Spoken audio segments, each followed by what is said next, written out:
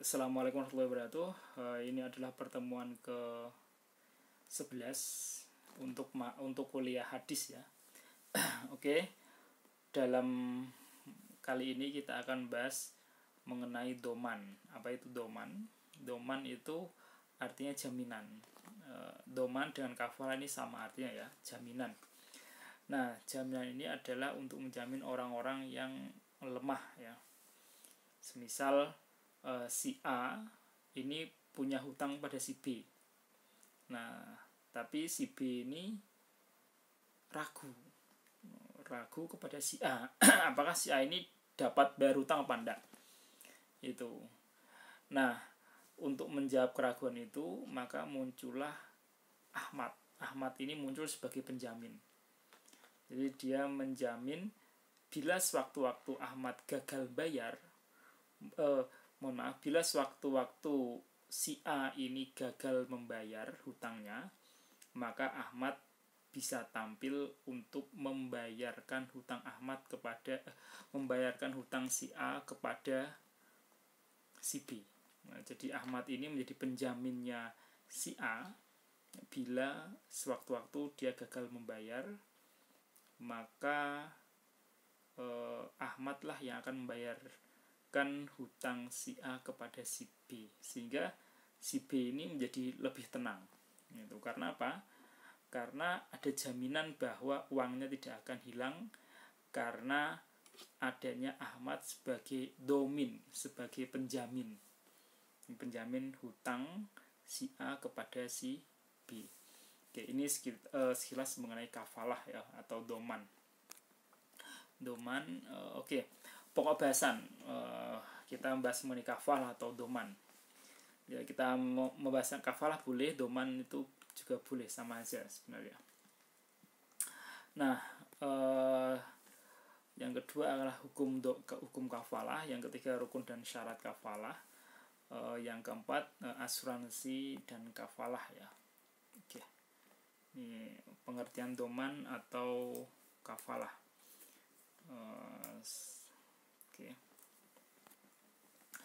Kafalah menurut pengertian berarti domu. Jadi domu dengan kafalah ini sama saja artinya ya. Kemudian artinya penggabungan atau pengumpulan, gathering, collecting. Bisa juga diartikan sebagai menjamin atau menanggung. Nah, juga dapat pula berarti iltizam. Iltizam artinya keharusan atau kewajiban.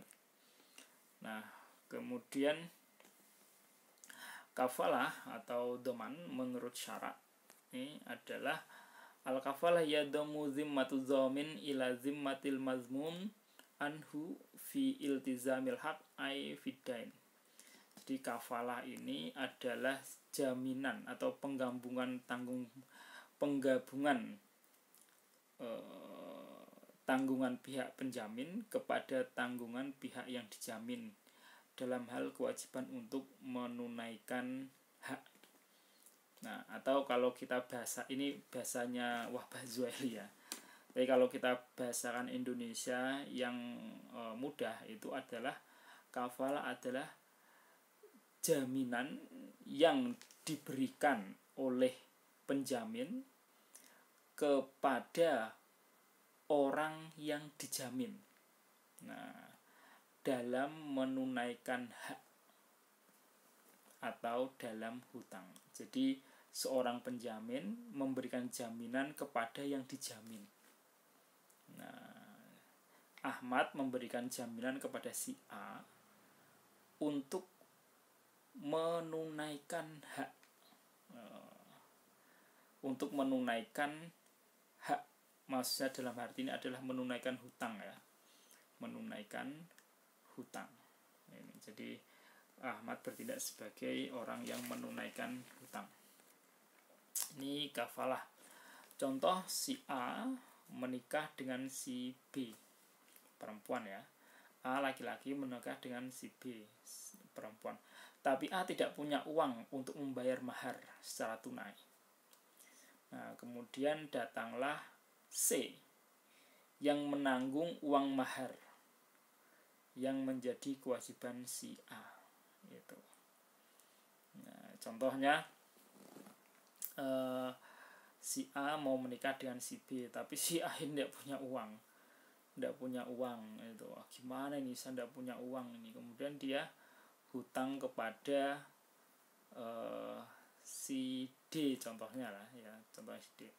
Kemudian si D kan, wah gimana nanti kamu aja nggak punya uang untuk membayar hutang itu, nanti kalau uang saya hilang bagaimana? Nah, maka tampillah C mengatakan, pinjamin saja dulu uangnya, nanti kalau dia tidak mampu membayar, sayalah yang akan membayar. Nah, dalam hal ini C ini sebagai penjamin. Nah, C ini sebagai penjamin. Artinya kalau seandainya A ini tidak mampu membayar hutang, maka C inilah yang akan membayarkan hutang. Nah, contoh lain, D punya hutang kepada E. Ternyata D tidak mampu membayar. Kemudian datanglah F yang akan menanggung hutang si D kepada si E. Artinya doman atau kafala itu adalah penjamin. Artinya bila seseorang yang lain tidak mampu melakukan, maka dialah yang akan melakukan. Atau bila seorang yang lain tidak mampu membayar hutang, maka dialah yang akan membayar hutang. Ini namanya jaminan, atau ini namanya doman, kafalah.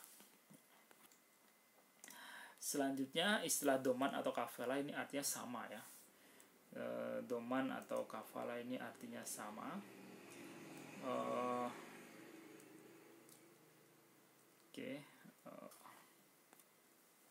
Hanya saja kebiasaan urf di kalangan fuqaha adalah menggunakan istilah doman untuk jaminan urusan harta benda.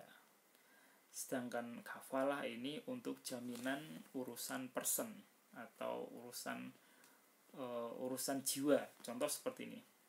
Kalau kata doman itu dipakai untuk hutang. Nah, misal kalian punya adik kalian itu hutang kepada Tono, semisal ya, kepada Tono, dia hutang kepada Tono. Kemudian Tono ini ragu bahwa adik kalian ini tidak mampu membayar. Nah, maka kalian menjadi domin, menjadi penjamin hutangnya adik kalian kepada Tono. Nah, ini domin. Jadi dia itu menjamin harta, yang dijamin itu harta. Tapi kalau kafalah ini yang dijamin itu jiwa. Nah, contoh adik kalian ini melakukan kejahatan. Melakukan kejahatan, mohon maaf ya, misal ya, ini melakukan kejahatan. Nah, kemudian dia dipenjara. Nah, kalian dipenjara dalam proses sidang itu. Nah, kalian tidak ingin adik kalian itu dipenjara kan gitu. Kemudian kalian mengatakan, ya sambil menunggu sidang, silahkan tolong adik saya ini jangan dipenjara itu. Insya Allah dia tidak akan kemana-mana. Kalau dia misal kabur atau kemana-mana keluar negeri, itu sayalah yang akan menjadi kafil. Nah, menjadi penjamin jiwa adik saya. Nah, ini namanya kafil. Ini bedanya doman dengan kafil. Kalau doman ini yang dijamin itu adalah harta, tapi kalau kafalah yang dijamin itu adalah jiwa. Nah, contohnya tadi, kalian menjamin adik kalian itu agar dia tidak dipenjara dahulu. Nah, kalian memastikan bahwa adik kalian ini tidak akan kabur, tidak akan kemana-mana gitu. Nah, jaminannya apa? Jaminannya adalah diri kalian sendiri. Jadi kalian menjamin adik kalian dengan diri kalian. Nah, atau kalian menjamin adik kalian dengan uang kalian. Nah, ini namanya kafalah. Jadi kafalah itu yang dijamin itu adalah jiwa. Nah, tapi kalau doman itu yang dijamin itu adalah harta, atau yang dibuat jaminan itu kalau kafalah jiwa, kalau doman itu adalah harta. Nah ini bedanya pengertian doman dan kafal. Jadi artinya sama. Jadi hanya kalau doman itu jaminannya harta, kalau kafal itu jaminannya jiwa, gitu ya. Ini itu menurut Mbah Zuhaili ya. Kemudian macam-macam kafalah. Sebenarnya kafalah ini ada dua, kafalah bilmal itu menjamin dengan harta. Yang kedua adalah kafalah bin nafsi, menjamin dengan orang.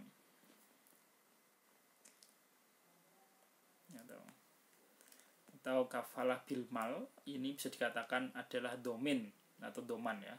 Doman. Karena apa? Yang dijamin itu adalah harta. Tapi kalau kafalah bin nafsi itu yang dijamin itu adalah orang. Itu ya, yang dijamin orang. Tadi sudah saya kasih contoh. Jadi kalau kafalah itu contoh, kalian menjamin adik kalian yang sedang berhutang dengan uang kalian. Nah, sedangkan kafalah bin nafsi, contoh kalian menjamin adik kalian yang mohon maaf tadi berbuat kriminal contoh ya. Nah, agar dia tidak dipenjara dahulu, sudahlah tolong dia jangan dipenjara, insya Allah dia tidak akan kemana-mana itu. Nah, daripada sebelum disidang itu mohon dikeluarkan dahulu dari penjara, insya Allah dia tidak akan kemana-mana. Yang menjamin adalah saya, jiwa saya lah yang akan menjadi jaminannya. Nah ini kafalah bin nafsi. Jadi kalau kafalah bin nafsi itu urusannya adalah urusan jiwa, tapi kalau kafalah bilmal ini urusannya adalah urusan harta. Oke, kemudian hukum kafalah ini boleh ya, boleh atau mubah. Dalil dari Al-Quran, qalu nafkidu suwa al-malika waliman ja'a bihim lubair wa ana bizaim. Jadi pada waktu itu ceritanya seperti ini. Ceritanya itu Nabi Yusuf ya, ini Nabi Yusuf, pengawalnya Nabi Yusuf itu mengaku kehilangan piala. Piala itu apa? Piala itu gelas. Jadi gelas raja, piala raja. Jadi kalau gelasnya raja itu ya beda dengan gelasnya orang biasa ya. Kalau gelasnya raja itu dari kristal, harganya mahal dan lain sebagainya ya. Jadi pada waktu itu ini pengawalnya Nabi Yusuf itu mengaku kehilangan piala raja atau gelas-gelas raja. Nah, kemudian dia mengatakan barang siapa yang dapat mengembalikannya akan memperoleh bahan makanan seberat onta. Nah, seberat onta. Nah, dan saya, maksudnya pengawal itu mengatakan sayalah yang akan menjamin. Artinya dialah yang akan menjamin kalau seandainya ada di antara mereka yang menemukan atau mau mengembalikan piala raja itu, maka dia akan diberi makanan seberat onta. Makanan seberat onta, mungkin gandum ya, zaman dahulu gandum makanannya. Seberat onta, dan saya wa ana bizaim, dan saya ini adalah yang menjamin, artinya sayalah jaminannya. Jadi kalau kalian mampu, kalau kalian menemukan piala itu, atau kalian yang mencuri itu mengembalikan, maka kalian akan saya beri bahan makanan gandum seberat beban onta, seberat onta, dan sayalah yang akan menjaminnya. Wa ana bizaim, dan sayalah yang akan menjamin. Nah, ini dalil dari kafalah ya, jaminan. Kemudian selanjutnya adalah dari hadis wa an Jabir bin Abdullah anna Nabi sallallahu alaihi wasallam ata bijanazah rajulin li shalla alaihi. Jadi saya ringkas saja ya. Jadi intinya adalah dari Jabir radhiyallahu anhu bahwa Nabi sallallahu alaihi wasallam didatangi oleh para sahabat. Mereka membawa jenazah dan meminta Nabi untuk mensolati jenazah itu. Kemudian Nabi berkata,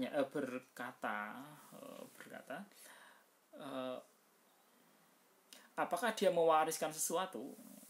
Para sahabat mengatakan tidak ya Rasul.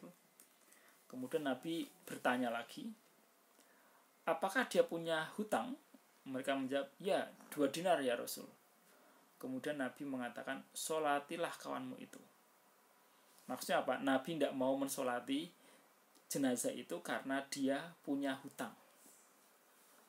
Karena dia punya hutang, maka Nabi tidak mau mensolati jenazah itu. Kemudian Abu Qatadah berkata, wahai Rasul, itu 2 dinar itu akan menjadi tanggungan saya. Maksudnya 2 dinar itu, dia hutang 2 dinar itu, maka sayalah yang akan membayarnya. Nah, maka karena ada jaminan atau Abu Qatadah ini yang menjamin hutangnya jenazah itu, maka Rasul pun mau mensolati jenazah itu. Nah, dari sini kita bisa mengambil pelajaran bahwa yang pertama, jaminan itu boleh. Jadi orang menjamin sesuatu itu boleh. Abu Qatadah menjamin hutangnya jenazah itu, maka ini boleh. Nah, yang kedua adalah yang bisa kita ambil dari pelajaran ini adalah Rasul tidak mau mensolati orang yang masih punya hutang. Itu tidak mau, kecuali kalau ada orang yang mau menjamin hutangnya itu. Nah, ini maka jadi pelajaran bagi semua. Kalau hutang itu hati-hati. Nah, kalau hutang itu harus dibayar ya. Bahkan Rasul pun tidak mau menyolati orang yang masih punya hutang. Selanjutnya dalil lain dari hadis dari Abu Umamah radhiyallahu anhu, Rasulullah bersabda, al-ariyah muwaddah wa za'im gharim. Nah, ini ya. Ini hukum kafalah ya. Barang pinjaman itu wajib dikembalikan. Nah, dan orang yang menjamin sama dengan orang yang berhutang, yaitu apa? Wajib menunaikan. Ini dalil dari hadis, yaitu dari Abu Umamah bahwa Rasul bersabda, barang siapa yang meminjam barang maka wajib barang itu dikembalikan. Dan barang siapa yang menjamin seseorang atau menjamin hutang itu, maka hukumnya dia wajib menunaikan hutang itu. Artinya ketika seorang penjamin sudah berkomitmen untuk menjadi penjamin, maka dia harus menunaikan hutang itu. Nah, kalau dia bentuknya hutang, maka dia harus menunaikan bila yang dijamin itu tidak mampu membayar hutang. Nah, intinya seperti itu. Selanjutnya rukun doman, yaitu doman itu ada domin itu orang yang menjamin. Kemudian ada madmun lahu itu orang yang memberikan hutang. Nah, ini orang yang memberikan hutang. Nah, kalau domin orang yang menjamin, madmun lahu orang yang memberikan hutang. Madmun anhu yang ketiga adalah orang yang berhutang.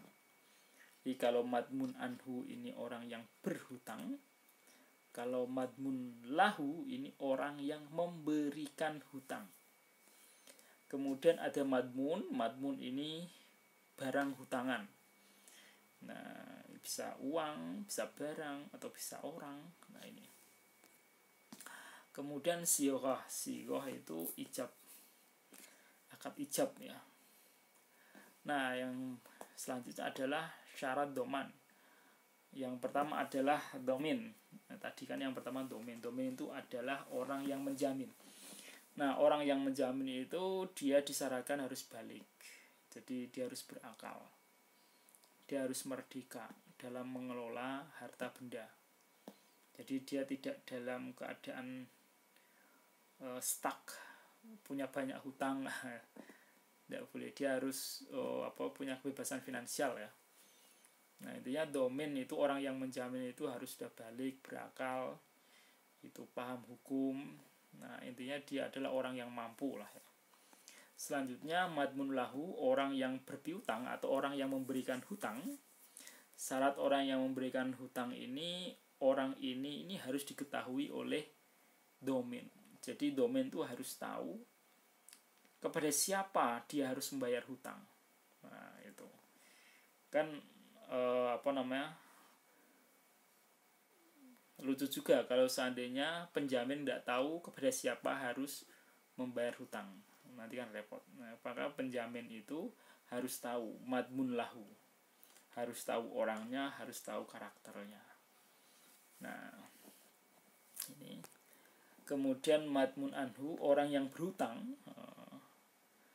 Untuk orang yang berhutang ini tidak disyaratkan dia rela. Maksudnya orang yang berhutang ini contoh, jadi tidak perlu kerelaan atau keridhaan dari madmun lahu, karena statusnya dia kan sedang berhutang. Orang yang berhutang ya harus bayar, itu bagaimanapun caranya dia harus bayar, entah itu dari uangnya sendiri atau dari orang lain. Itu yang jelas dia harus membayar. Kalau dari uangnya sendiri maka dia harus halal ya uangnya itu. Kalau dari uangnya orang lain maka dipastikan uangnya orang lain itu juga halal. Artinya orang lain ini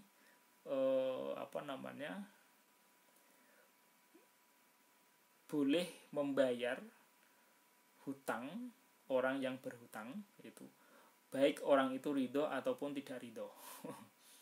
Nah, jadi ridho atau tidak ridho, orang yang berhutang itu boleh dibayarkan hutangnya itu. Tapi paling bagusnya adalah orang yang berhutang itu ridho kalau dia dibayari hutang. Nah, itu lebih bagus. Nah, karena statusnya dia itu yang berhutang, maka dia harus mau nggak mau harus membayar hutang ya itu. Nah, contoh kalau kalian kalau semisal ya si A ini hutang kepada si B. Nah, kemudian datang C, yaudah si A ini hutangnya tak bayar gitu. Nah, ketika si C ini membayar hutang, maka itu tidak perlu persetujuan dari si A. Itu dia setuju atau nggak setuju itu tidak masalah. Itu. Tapi yang paling baik memang si A ini ridho kalau dia dibayari hutang gitu ya. Adapun kalau dia tidak ridho dibayar hutang, ya sebenarnya itu tidak masalah juga, karena kewajiban dia itu ya harus membayar hutang. Dan hak si B itu adalah uangnya kembali. Hak si B itu adalah uangnya kembali. Maka dalam membayar hutang kita tidak perlu minta persetujuan orang yang berhutang itu. Kemudian selanjutnya adalah madmun. Madmun ini barang yang dijadikan jaminan tuh ya, atau barangnya itu. Disebut juga madmun bih atau makful bih, disyaratkan padanya madmun dapat diketahui dan tetap keadaannya. Saya dapat diketahui itu semisal kalau dia hutangnya berapa itu. Kalau dia pinjam barang, yang dipinjam itu apa, itu dia harus mengetahui dengan baik keadaan madmun itu. Nah, barangnya harus diketahui. Selanjutnya sigoh ini pernyataan atau ucapan ya, pernyataan atau ucapan. Nah, ini harus menunjukkan bahwa perkataan itu adalah perkataan jaminan. Nah, contoh, saya menjamin hutangmu kepada si A. Nah, ini kan jelas, saya menjamin hutangmu kepada si A. Nah, ini berarti ucapan yang mengindikasikan bahwa dia itu akan menjamin. Contoh lain adalah tahammaltu, saya menjamin. Ini sama ya. Takafaltu, ini sama. Takafaltu tadi saya katakan bahwa takaful itu berarti saya menjamin jiwa. Domintu berarti saya menjamin harta. Ana kafil laka, saya menjamin untuk kamu. Ana zaim, sayalah sebagai jaminan. Nah, huwa laka indi, dia ini hutang kepada kamu dan sayalah yang akan menjamin. Nah, huwa laka indi, nah, dia ini untukmu bagi saya. Maksudnya dia inilah yang akan saya jamin kepada kamu. Maksudnya huwa laka indi, nah, dia ini orang yang saya jamin untuk kamu. Nah, jadi atau huwa laka alayya, ini sama artinya. Huwa laka, dia yang hutang kepada kamu ini sayalah yang menjamin. Nah, ya, intinya apapun perkataan itu, intinya yang mengindikan bahwa saya adalah penjamin gitu. Atau saya menjamin hutang dia, saya menjamin harta dia, saya menjamin jiwa dia. Intinya yang semua lafal yang mengindisikan jaminan, nah itu sudah sah untuk dikatakan sebagai doman atau jaminan. Selanjutnya syarat sigot itu ada 3. Yang pertama menggunakan lafaz. Oh ini ya tadi sudah ya. Selanjutnya pembagian doman menurut Syafi'i Antonio. Yang pertama adalah doman bilmal. Apa itu doman bilmal? Yaitu jaminan pembayaran barang atau pelunasan utang. Nah, contohnya itu Ahmad. Nah, jadi si A ini hutang kepada si B. Si A hutang uang kepada si B. Maka datanglah Ahmad untuk menjamin hutang A kepada B. Nah, yang dijamin ini adalah harta. Nah, harta ini bisa berbentuk uang, juga bisa berbentuk barang. Nah, ini namanya domain bilmal. Nah, domain bilmal.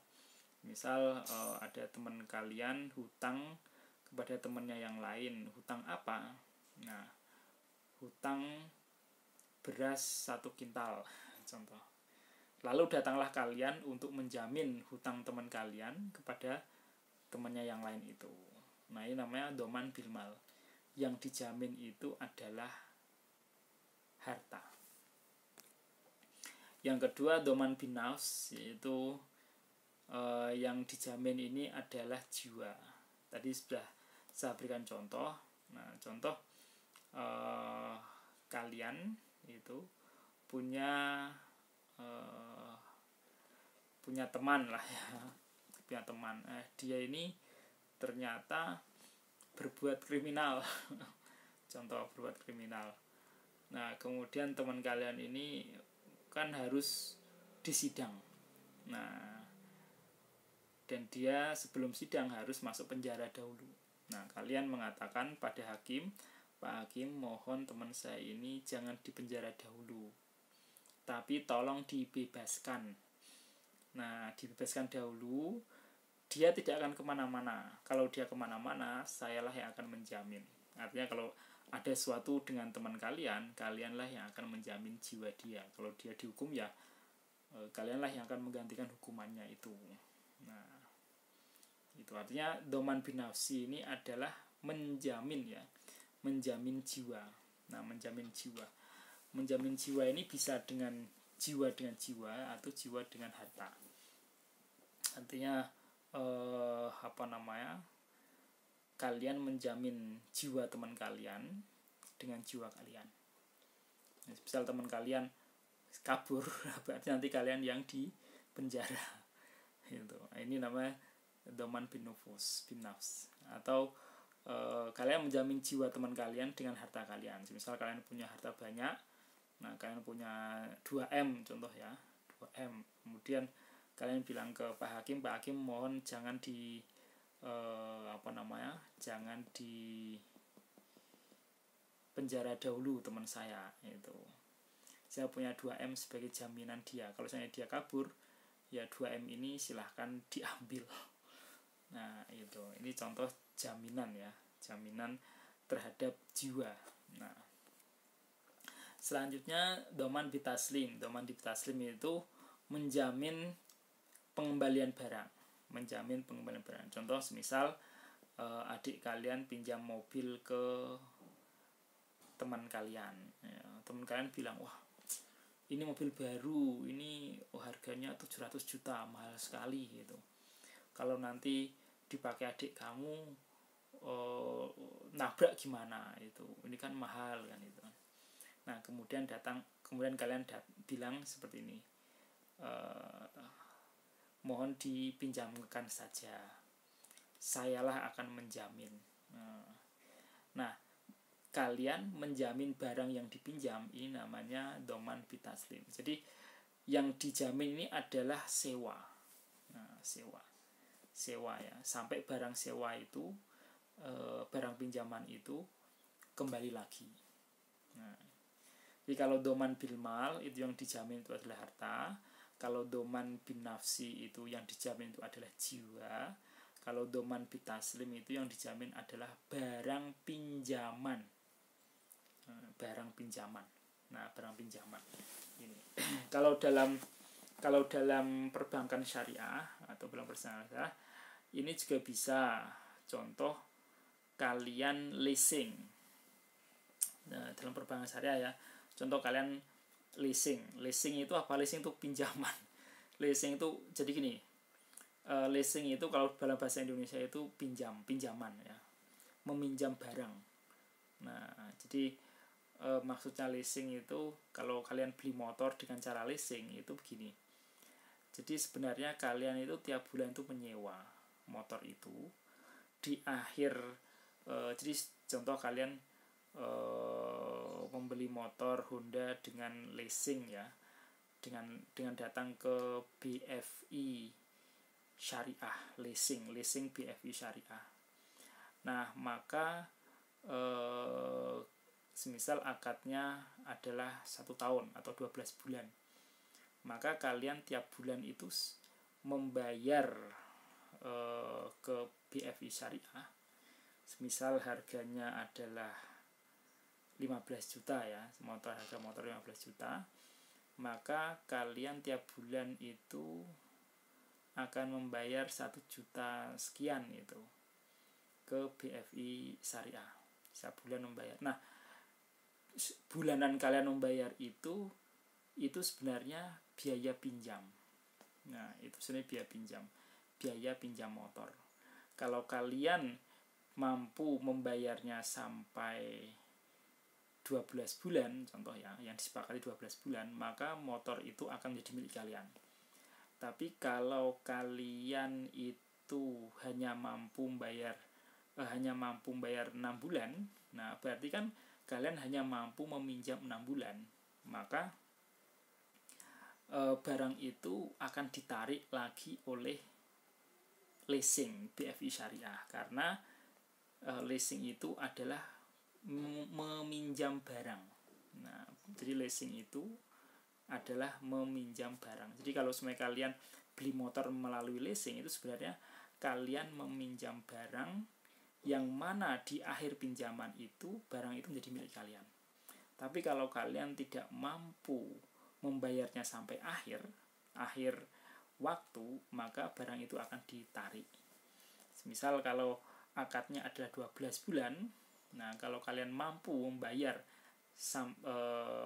sampai 12 bulan itu, maka akhirnya motor itu akan jadi milik kalian. Tapi kalau kalian kredit macet hanya mau bayar 5 bulan contoh, maka motor itu akan ditarik kembali oleh leasing. Karena apa? Karena motor itu sifatnya adalah sewa. Nah, apa hubungannya dengan doman bitaslim? Doman bitaslim itu berarti kalian ini semisal kalian beli motor melalui leasing. Leasingnya dengan BFI Syariah. Nah, BFI Syariah itu tidak percaya pada kalian. meragukan apakah ini mampu bayar motor apa enggak kan, contohnya itu. Nah, kemudian kalian minta bantuan kepada Mandiri Syariah, Bank Mandiri Syariah. Kemudian Bank Mandiri Syariah ini sebagai domain terhadap kalian. Nah, jadi sebagai penjamin terhadap kalian. Jadi seandainya kalian gagal membayar leasing bulanan kepada BFI Syariah, maka Bank Mandiri Syariah inilah yang akan membayarnya untuk kalian. Nah, dengan demikian BFI Syariah menjadi percaya dengan kalian yang ingin membeli motor, karena apa? Yang akan membeli motor melalui sistem leasing ya, sistem leasing. BFI Syariah menjadi percaya pada kalian karena kalian dijamin oleh Bank Mandiri Syariah. Nah, ini namanya doman bitaslim. Apakah boleh? Boleh. Dan tentunya karena Bank Mandiri Syariah itu sudah mau menjamin hutang kalian atau sudah mau menjamin kalian untuk membeli motor melalui leasing kepada BFI Syariah, maka Bank Mandiri Syariah itu boleh meminta ujroh, meminta upah kepada kalian atas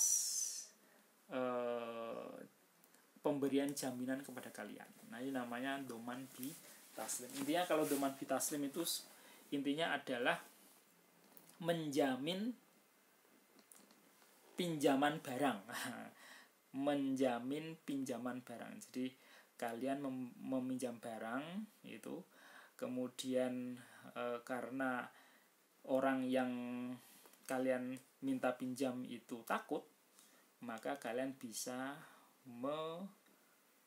meminta jaminan kepada orang lain. Nah, orang lain ini yang akan menjamin peminjaman barang kalian. Nah, ini secara umum seperti itu. Jadi doman bitaslim ini adalah menjamin peminjaman barang.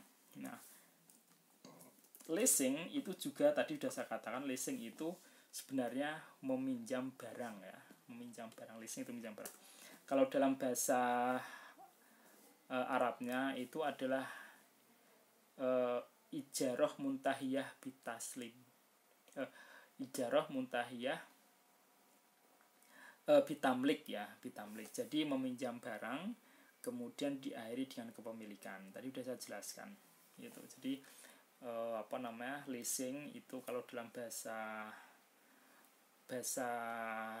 Arabnya ijarah muntahiyah bitamlik itu, atau kalau dalam bahasa Indonesianya meminjam barang yang diakhiri dengan kepemilikan. Nah, oke. Kalau nanti belum paham, kalian bisa ini ya, WA. Saya tulis di WA. Oke. Selanjutnya adalah doman mujazah. Doman mujazah itu adalah jaminan yang tidak dibatasi oleh waktu. Nah, untuk tujuan dan kepentingan tertentu. Jadi, semisal contoh seperti ini. Nah, kalian punya sahabat orang kaya. Contoh, kalian punya sahabat orang kaya. Itu orangnya kaya banget, dan itu sudah menjadi sahabat kalian sejak kecil. Kemudian orang kaya itu mengatakan pada kalian, udah pokoknya apapun yang terjadi dengan diri kamu, sayalah yang akan menjamin apapun itu. Nah, ini namanya jaminan yang tidak dibatasi waktu. Nah, ini jaminan ya, apa yang terjadi dengan kamu saya jamin lah. Ini namanya doman mujazah. Kemudian doman mu'alaqah itu jaminan yang dibatasi dengan waktu atau dibatasi dengan tujuan tertentu pula. Contoh seperti ini, teman kalian itu mau menjamin kalian, nah, selama kalian berbuat baik. Nah, contoh misal ini, contoh kalian hutang ya, semisal hutang 20 juta. Nah, ke ke Pak Tono, contoh ke Pak Tono, kalian hutang 20 juta ke Pak Tono. Kemudian teman kalian bilang, selama kamu rajin sholat 5 waktu di masjid, saya mau menjamin hutang 20 juta kamu. Ini namanya mu'allaqah, jadi menjamin tapi dengan syarat ya. Atau saya mau menjamin tapi hanya 1 tahun. Nah, ini mu'allaqah, menjamin tapi dengan waktu tertentu. Nah, kalau munjazah tidak dibatasi waktu dan tidak dibatasi syarat. Selanjutnya waktu pembayaran bagi pembayaran doman. Yang pertama munjas. Apa itu munjas? Jaminan yang ditunaikan saat peristiwa itu terjadi. Misal ketika peristiwa terjadi itu langsung dibayar, ini munjas. Saat itu juga dibayar. Mu'allaq, menjamin sesuatu yang dikaitkan dengan sesuatu. Contoh, saya mau menjamin hutang kamu asalkan dengan syarat kamu tidak mengarungi lautan. Nah, karena takut kalau kamu mengarungi lautan nanti kamu tenggelam. Nah, kalau tenggelam saya tidak mau. Nah, maka saya mau menjamin hutang kamu asal kamu tidak membahayakan diri kamu, tidak menyeberangi lautan contoh. Nah, maka saya akan menjamin hutang kamu. Nah, ini boleh. Jadi menjamin yang dikaitkan dengan sesuatu. Atau saya mau menjamin kamu asal kamu tidak naik gunung. Nah, kenapa? Kalau naik gunung nanti kamu terpleset meninggal, saya jadi sedih. Nah, contoh seperti itu. Maka saya hanya mau menjamin hutang kamu kalau kamu tidak naik gunung. Wah, contoh seperti itu. Dan lain sebagainya. Mu'allaq ini adalah bersyarat ya. Kemudian mu'aqqad itu dengan waktu tertentu. Contoh, saya mau menjamin tapi 1 tahun saja. Saya mau menjamin tapi 2 tahun saja. Nah, ini namanya mu'aqqad. Nah, oke, selanjutnya bentuk-bentuk doman, asuransi syariah, letter of credit, kemudian jaminan hutang, proyek pembangunan, dan lain sebagainya ya. Misal, asuransi syariah itu termasuk doman. Jadi pihak asuransi itu menjamin jiwa kalian. Nah, menjamin jiwa kalian. Jadi misal kalau kalian sakit, maka asuransi syariah itulah yang akan mengobati kalian. Minggu kemarin sudah saya jelaskan sistem asuransi syariah. Apa bedanya asuransi syariah dengan asuransi konvensional? Kalau asuransi syariah itu dia tidak tidak hilang, uangnya tidak hilang. Nah, contoh seperti ini. Kalian ikut asuransi syariah. Jadi orang itu kan ngumpulin uang ya. Ngumpulin uang ke semisal prudensial syariah, contoh ya, prudensial syariah. Nah, uang yang dikumpulkan itu nanti tidak akan hilang gitu. Jadi ketika kalian mengumpulkan uang itu, nah kalau ada salah satu dari kalian yang sakit, maka uang itu akan diberikan kepada orang yang sakit itu untuk mengobati orang sakit sampai sembuh. Nah, jadi siapapun yang sakit nanti akan diambilkan dari iuran itu. Nah, kalau nggak ada yang sakit, ya uangnya tetap menjadi milik kalian. Gitu. Uangnya tetap menjadi milik kalian dan kalian tidak akan hilang uang kalian. Ini prinsip syariah, asuransi syariah. Beda dengan konvensional. Kalau konvensional setiap bulan kalian membayar iuran. Kalau kalian sakit, ya kalian diobati. Kalau kalian tidak sakit, ya uang kalian hilang.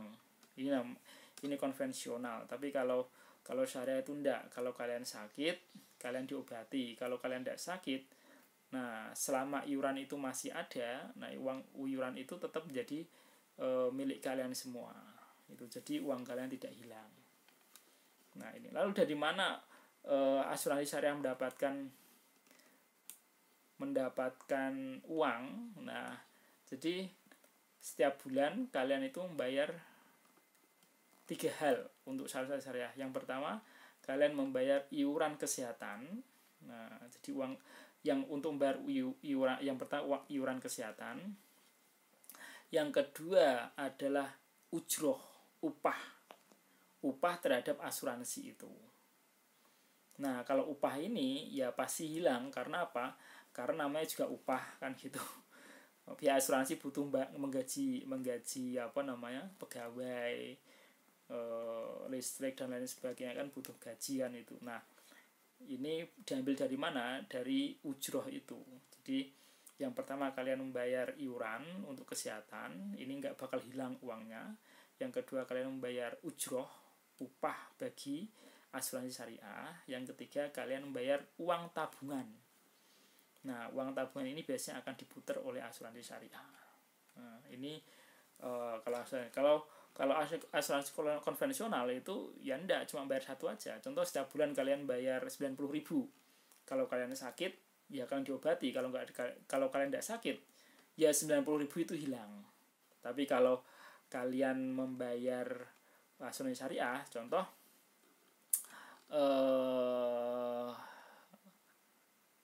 kalian bayar 90.000 contoh. Ya, 30.000 untuk iuran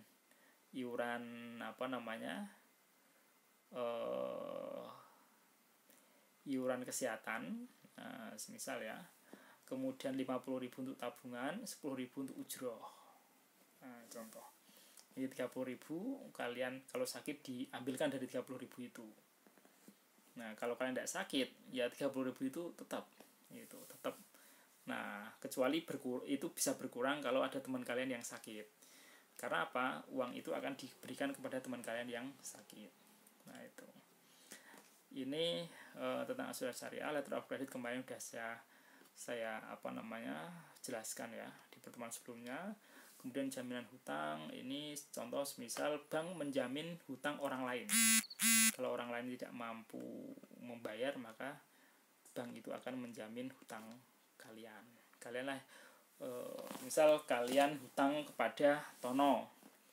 Nah, kalian tidak mampu membayar, maka bank yang menjamin hutang kalian ini akan menjamin hutang kalian kepada Tono. Dialah yang akan membayar hutang kalian kepada Tono. Nah, tentu bank itu akan meminta ujroh, meminta upah atas kerja dia menjamin hutang kalian. Nah, ini jaminan hutang. Proyek pembangunan, misal bank menjamin proyek pembangunan. Jadi kalau seandainya proyeknya itu gagal, maka bank itulah yang akan meneruskan pembiayaan itu. Contoh proyek pembangunan itu seperti ini. Nah,